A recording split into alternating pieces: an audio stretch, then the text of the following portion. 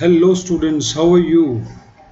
आज हम स्टार्ट करने वाले हैं आपके साथ principles of management, chapter second, principles of management, chapter 2 of your course. First हम कंप्लीट कर चुके थे।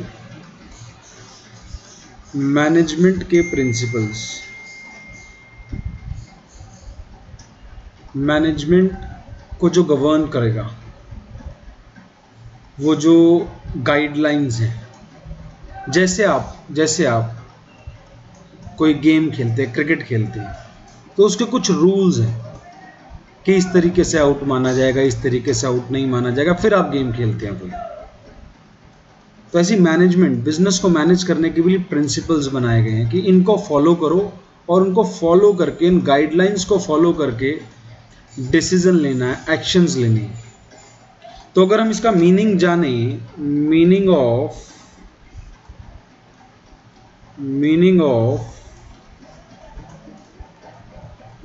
Management principal,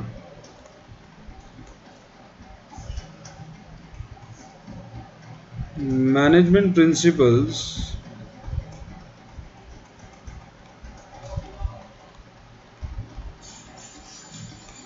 are the statements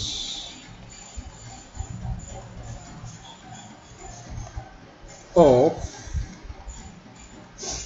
fundamental truth, of fundamental truth which guide thinking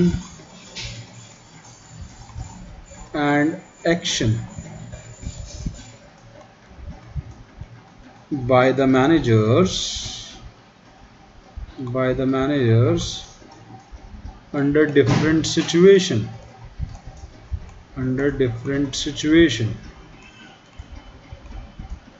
तो ये फंडामेंटल ट्रुथ्स की स्टेटमेंट्स हैं जो मैनेजर ने एक्शन लेने हैं, थिंकिंग करनी है, उसके लिए गाइड करते हैं। Which guide thinking and action by the manager under different situations. आप इन अदर वर्ड्स भी कह सकते हैं कि management principles are the broad guidelines, these are the broad guidelines which help in taking action and decision making. तो management principles मुझे class किसने दिए, पहले इसको आप याद करेंगे, एक बार याद करेंगे। Management principles are the statement of fundamental truth which guide thinking and action by the managers under different situation. दोबारा से, management principles are the fundamental truth which guide thinking and action by the managers under different situation. Class किसी भी चीज़ को आपने जब implement करना है, मैंने एग्जाम्पल क्रिकेट के गेम का लिया, आप जब क्रिकेट खेलते हैं कुछ रूल्स के साथ खेलते हैं, चेस खेलते हैं कुछ रूल्स के साथ खेलते हैं, कुछ आपके फंडामेंटल रूल्स हैं उसमें। तो आपको जब बिजनेस को मैनेज करना है, आपको किसी ऑर्गेनाइजेशन में मैनेजमेंट लगानी है, तो उसके कुछ प्रिंसिपल्स हैं जो किसने दी, जो आपको these principles, ये जो प्रिंसिपल्स हैं, ये आपको हेनरी फ्योल ने दी। किसने दिए?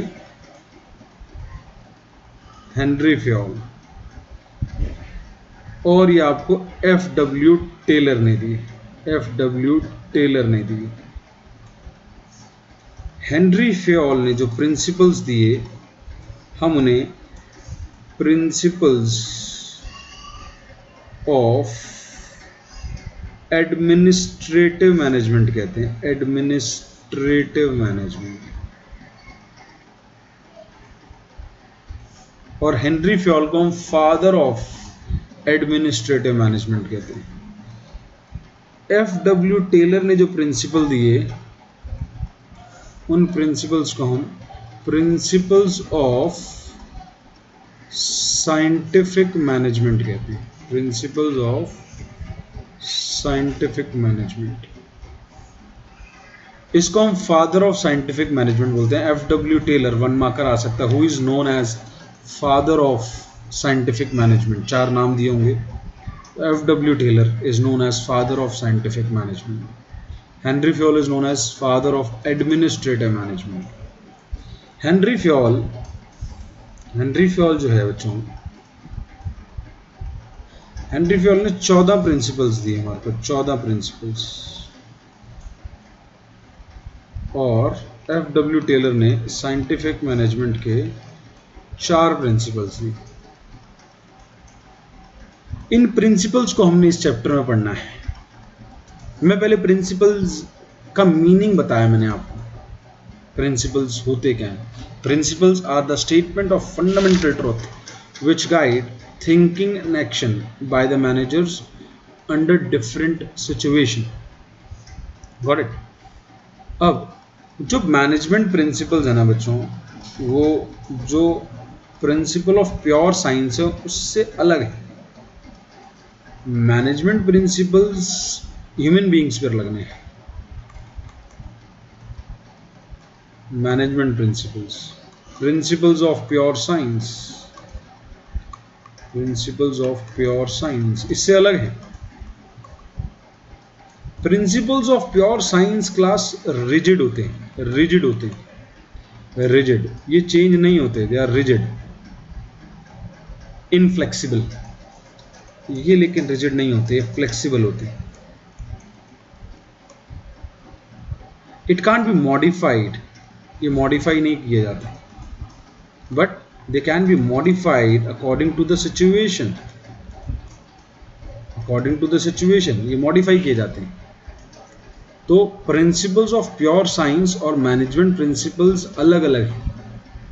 तो डिफरेंस अगर आ जाए 1 मार्कर या 2 मार्कर तो आपको डिफरेंस आना चाहिए। तो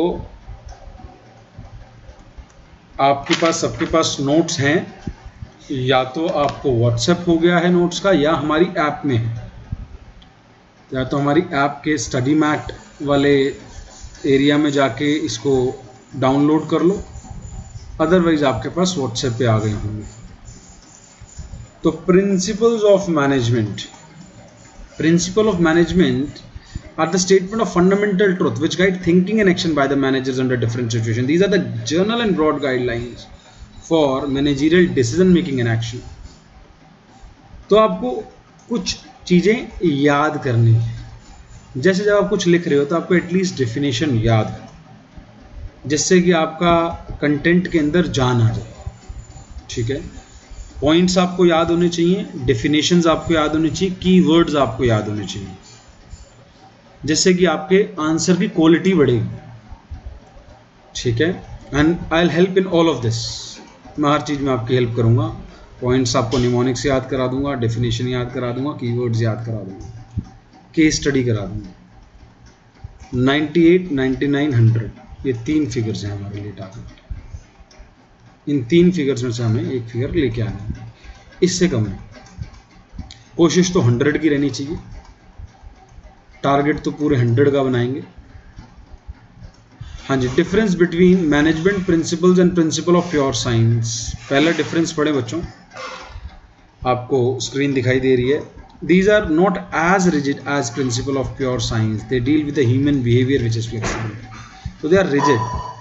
हमेशा इनका वही आंसर आएगा। अगर आपने घर पे पेन गिराया आपने, तो नीचे गिरेगा, आपके घर पे पेन ऊपर नहीं चला जाएगा हवा में। तो प्योर साइंस का प्रिंसिपल, लॉ ऑफ ग्रेविटी आपके घर पे वही लग रहा है, मेरे यहाँ पे वही लग रहा है। अगर कोई केमिकल का आप कॉम्बिनेशन करा रहे हैं, कहीं पे भी करा रहे हैं, वो हर जगह लगेगा, वो रिजिड है। कॉज एंड इफेक्ट रिलेशनशिप हमेशा एग्जैक्ट रहेगा उनका। But management principles human being से डील करते हैं, तो आपको डिफरेंट सिचुएशन एनवायरनमेंट के अंदर मॉडिफाई आप कर पाएंगे, बट आप प्रिंसिपल ऑफ प्योर साइंस को मॉडिफाई नहीं कर सकते, they will remain the same. एक और डिफरेंस नीचे दिया, मैनेजमेंट प्रिंसिपल और मैनेजमेंट टेक्निक्स। इन दोनों में क्या फर्क है? टेक्निक प्रोसीजर, मेथड, तरीका किसी काम को करने का, जबकि प्रिंसिपल क्या था? Guidelines. Principle were the guidelines for decision making and action, but methods is the way, is the technique, is the method, procedure, way of doing a particular task. They have to be followed in a perfect sequence. उनको आपको perfect sequence में follow करना पड़ेगा, ठीक है. Management principles flexible है. तो अभी तक आपने क्या पढ़ा? मैनेजमेंट प्रिंसिपल क्या है? What is management principles? Management principles are the statement of fundamental truth which guide action and thinking by the managers under different situations. These are the broad and general guidelines which help the manager in decision making and action. Management principle किसने दिए? बोले F.W. Taylor ने और Henri Fayol ने. Henri Fayol ने जो दिए वो प्रिंसिपल्स ऑफ एडमिनिस्ट्रेटिव मैनेजमेंट थे, 14 प्रिंसिपल दिए. जो F.W. टेलर ने दिए वो प्रिंसिपल्स ऑफ साइंटिफिक मैनेजमेंट है, 4 प्रिंसिपल्स दिए. हम धीरे धीरे करके सारी क्लासेस में इसको कंप्लीट करेंगे. Got it? तो आज हम पहले मैं कैरेक्टरिस्टिक कराने से पहले कि मैं डायरेक्ट फिर थ्योरी पर पहुंचूं, पहले मैं आपको प्रिंसिपल 1-2 पढ़ाना चाहता हूं जिससे कि आपको कैरेक्टरिस्टिक्स आसानी से समझ आ जाए. मैं direct characteristics of management principle पर नहीं जा रहा है, पहले 2, 3, 4, 5 प्रिंसिपल आपको पढ़ा दूं जिससे कि कैरेक्टरिस्टिक्स पढ़ाना मेरे लिए कंपैरेटिवली आसान हो जाएगा क्योंकि आप कुछ प्रिंसिपल पढ़ चुके होंगे. अभी तक आपने कोई भी प्रिंसिपल नहीं पढ़ा. तो सीधा मैं प्रिंसिपल पे चलता हूं. पहले जो हमारे को एडमिनिस्ट्रेटिव मैनेजमेंट के दिए 14 प्रिंसिपल, उसके पहले प्रिंसिपल पे जाता हूं मैं. Division of work. क्या है वो? डिवीजन ऑफ वर्क, जो हमारे को हेनरी फ्योल ने दिया. देखिए जरा,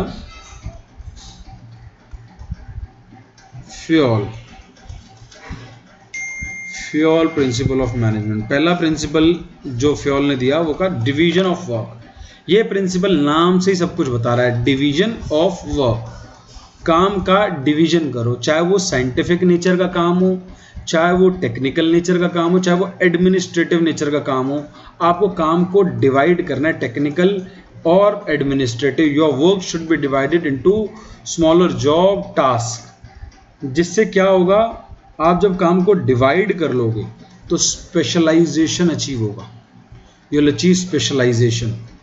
आपका जॉब आसान हो जाएगा, जॉब सिंपलर हो जाएगा.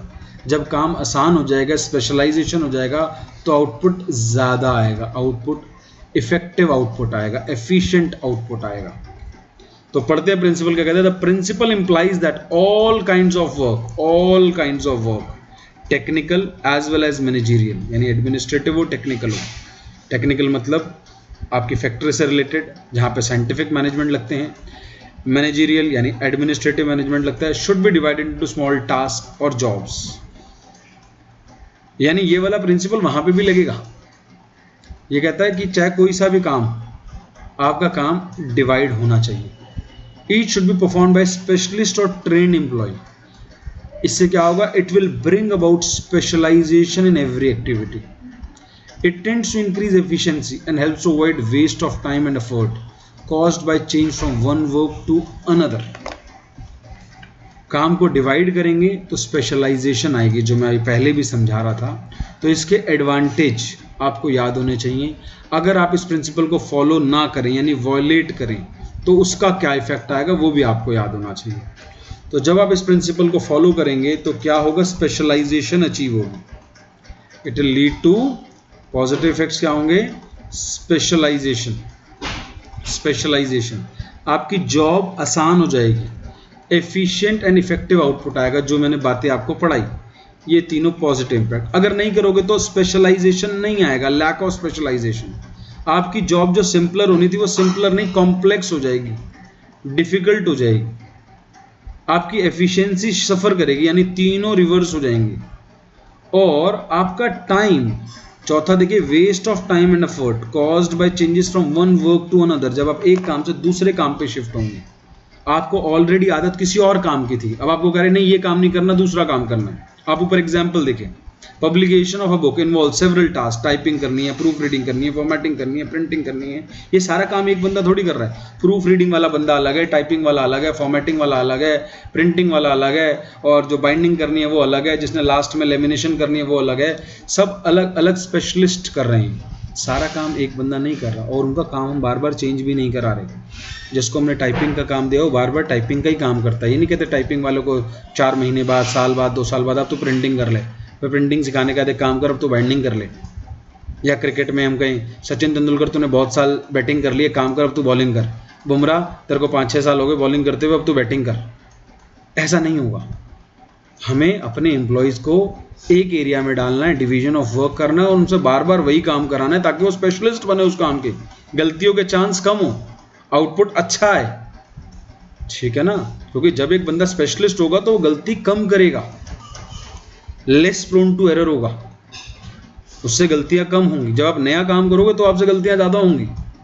जब आप पुराना काम रोज रोज रोज रोज सेम काम करते हो, आप वो काम गलत नहीं करोगे। आप अगर डेली साइकिल चलाते हो, साइकिल चलाने में गलती नहीं करोगे। आपको आज गाड़ी चलाने को बोल दो और अभी आपको गाड़ी ढंग से नहीं आती, आप गाड़ी ठोक दोगे। Got it. मैंने अलग अलग एरिया के एग्जाम्पल ले लिए, मैंने क्रिकेट का एग्जाम्पल ले लिया, मैंने साइकिल का एग्जाम्पल ले लिया, मैंने बुक का एग्जाम्पल ले लिया। आप घर का एग्जाम्पल ले लो यार। डिवीजन ऑफ वर्क में मम्मी जो रोज काम करती है, मम्मी को उसमें तकलीफ ही नहीं होती। उनको ऐसा लगता है कि हाँ यार मेरे लिए रोज की ड्यूटी है। लेकिन अगर कभी कोई ऐसा काम जो पापा का एरिया है और वो पापा ना करें, मम्मी को करना पड़े, तो थोड़ा सा हेजिटेंट होता बंदा, यार ये मेरा काम नहीं है, बाहर जाने का काम है, कुछ लेके आना है। ठीक है ना, तो घर में भी काम हमने डिवाइड कर रखे हैं, ऐसे बिजनेस में भी काम डिवाइड होने हैं। डिवाइड होगा तभी स्पेशलाइजेशन आएगा, तभी आपकी जॉब सिंपलर बनेगी, तभी आपका आउटपुट इफेक्टिव और एफिशिएंट होगा। तो आपको तीनों पॉजिटिव पॉइंट याद होने। लीड्स टू स्पेशलाइजेशन, अगर आप इसको फॉलो करते हैं, पॉजिटिव इफेक्ट क्या रहेंगे, leads to specialisation, it will make the job simpler and it will lead to effective and efficient output. अगर आप नहीं करते हैं तो तीनों के तीनों जो है नेगेटिव हो जाएंगे। Lack of specialisation, job will become complex and output will suffer. और जब आप एक काम से दूसरे काम पे चेंज होंगे तो आपको नया काम सीखने में टाइम लगेगा, तो that will be wastage of time and effort as well. Got it. तो आपको अच्छा, आज अगर कोई बच्चा कहे कि सर आपने एक और बताया कि गलतियों के चांसेस कम है, तो वो इसमें नहीं लिखा हुआ, तो हमने कोशिश वही करनी है जो लिखा हुआ है, क्योंकि हमने जो नोट्स बनाए हुए हैं ये CBSE जो NCERT की बुक है वहाँ से बनाए हैं। बेस हमारा वही है और हमें वही पॉइंट्स लिख के आने हैं जो NCERT में मेंशन है।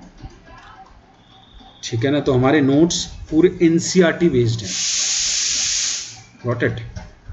तो आपको वही पॉइंट कोशिश करनी है कि लिख के आए। तो ये वाला प्रिंसिपल आपको बहुत अच्छे से क्लियर हो गया। क्या कहता है दोबारा से एक बारी फटाफट। डिवीजन ऑफ वर्क कहता है all task as per this principle, all kind of work, चाहे टेक्निकल हो चाहे मैनेजरियल हो, should be divided into small jobs task and it should be performed by specialist. It should be performed by specialist. इससे क्या होगा, it will bring specialization. Specialization आएगी, it will make the job simpler और it will lead to effective and efficient output. There will not be waste of time and effort by changing the work from one to another. ये सारी बात हम कर चुके हैं। Division of work सबको बहुत अच्छे समझ आ गया।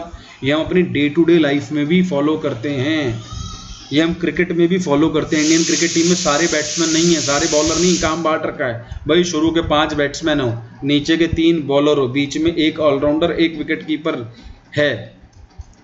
ठीक है ना, तो हमने काम बांट रखा है। भाई तुम्हारा काम सर बैटिंग करना है, ऊपर के बैट्समैन तुम बैटिंग करो, अच्छे से बैटिंग करो, बॉलर तुम कंप्लीटली बॉलिंग पे ध्यान दो। और 1-2 ऑलराउंडर होते हैं जो दोनों तीनों काम कर लेते हैं, कि फील्डिंग भी अच्छी कर लेते हैं, बैटिंग भी कर लेते हैं और बॉलिंग भी कर लेते हैं। लेकिन वो ये नहीं है कि वो स्पेशलिस्ट से ज़्यादा बढ़िया हो जाते हैं। क्या आपको जो ऑलराउंडर है वो युवराज सिंह जो है सचिन तेंदुलकर से ज़्यादा सेंचुरियाँ मार के गया है? ऐसा नहीं है। जो स्पेशलिस्ट है बैटिंग का वो स्पेशलिस्ट है, जो बॉलिंग का स्पेशलिस्ट है वो बॉलिंग का स्पेशलिस्ट है। आपको युवराज सिंह जी जो है कपिल देव से ज़्यादा विकेट ले गया है या किसी और बॉलर से ज़्यादा विकेट ले गया, वो स्पेशलिस्ट बॉलर है, वो बॉलर ही रहेगा, बैट्समैन बैट्समैन ही रहेगा। तो स्पेशलिस्ट होगा, जब डिवीजन ऑफ वर्क करोगे तो स्पेशलाइजेशन आएगा और स्पेशलाइजेशन आने से आपका आउटपुट अच्छा होता है, आपकी गलतियों के चांस कम होते हैं, आपकी जॉब आसान बन जाती है। Got it.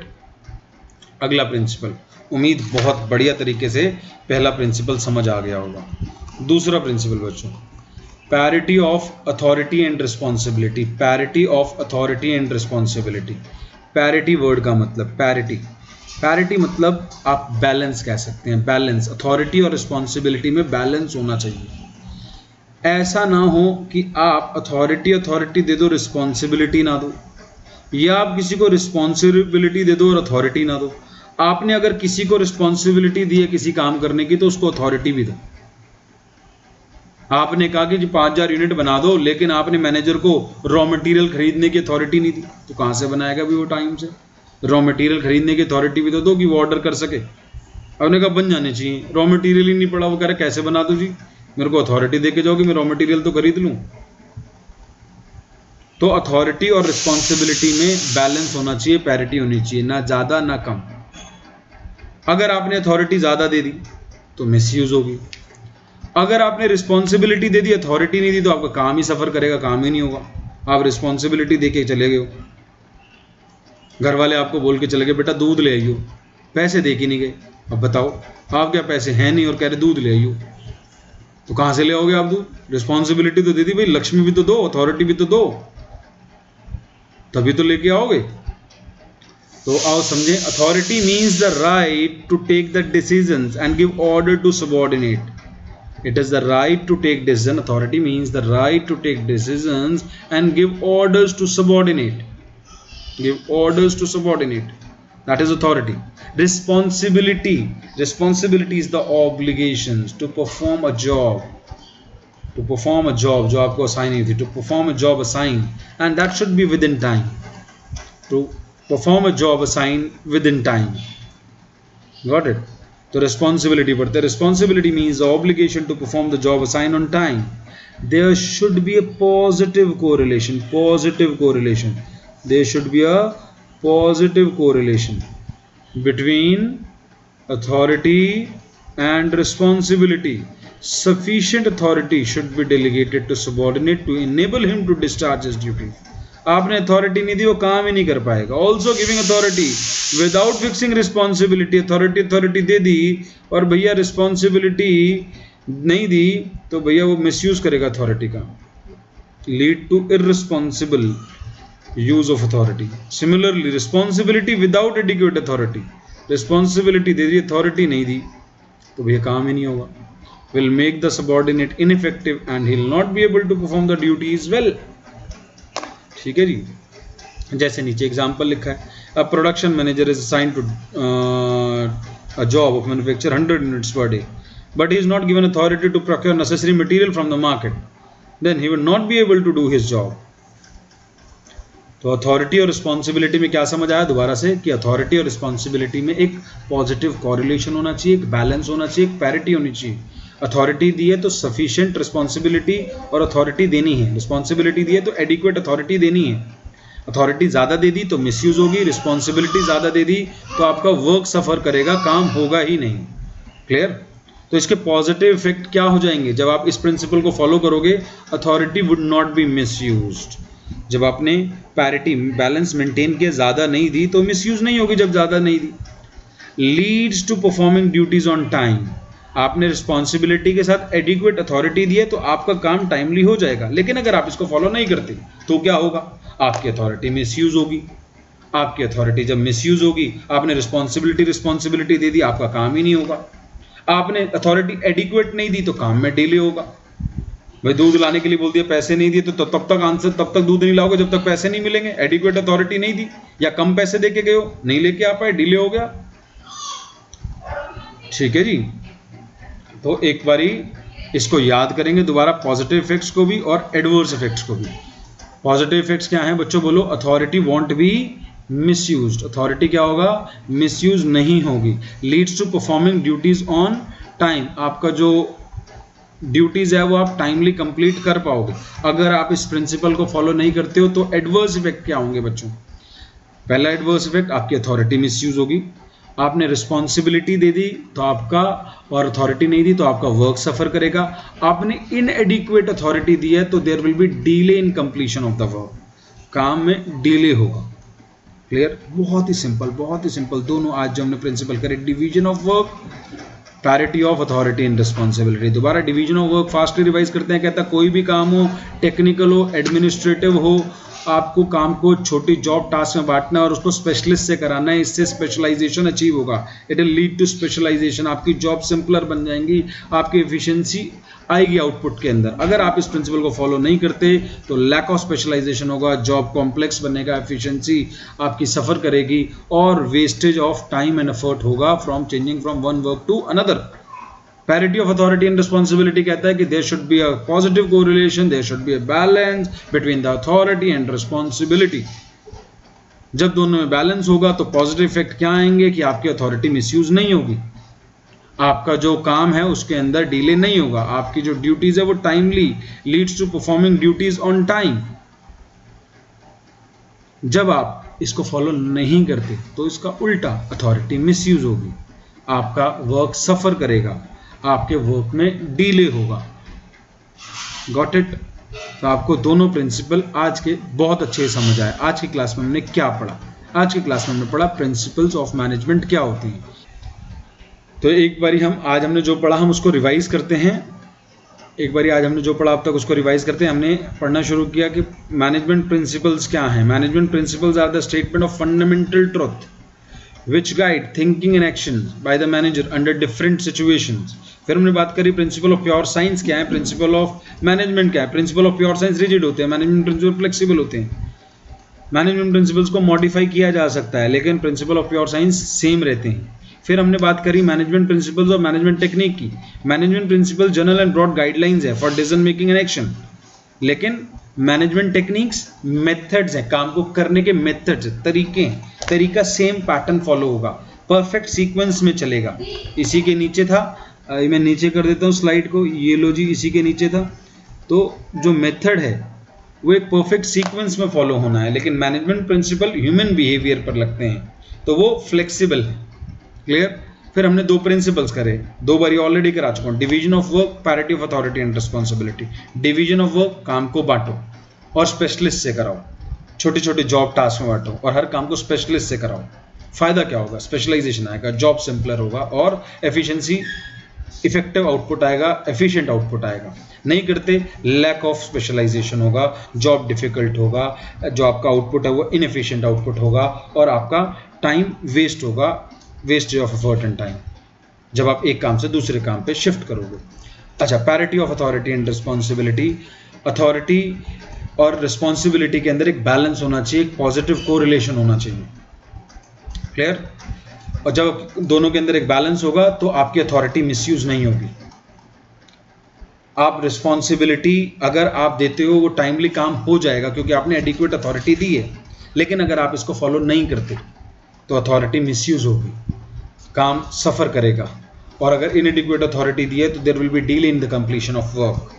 तो हमने दोनों के पॉजिटिव नेगेटिव कर लिया, आपको टिप्स पे याद होने चाहिए। आज की क्लास में हमने दो प्रिंसिपल्स करे सिर्फ, अगली क्लास को हम कंटिन्यू करते हैं। आज मैंने कोई केस स्टडी नहीं कराई क्योंकि केस स्टडी कराऊंगा तो व्हाट विल हैपन, आप केस स्टडी बड़ी जल्दी रिलेट कर पाओगे क्योंकि दो ही प्रिंसिपल करें, इन्हीं दोनों से करें। तो 5-6 पहले प्रिंसिपल्स करा दूँ, उसके बाद मैं आपको इसके फीचर्स कराऊंगा।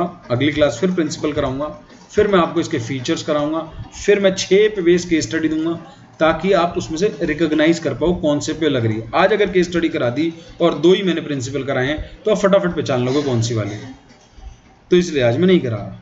Got it? उम्मीद आपको आज की क्लास बहुत अच्छी लगी होगी और हम मिलते हैं नेक्स्ट क्लास में। ठीक है जी, बाय बाय, टेक केयर।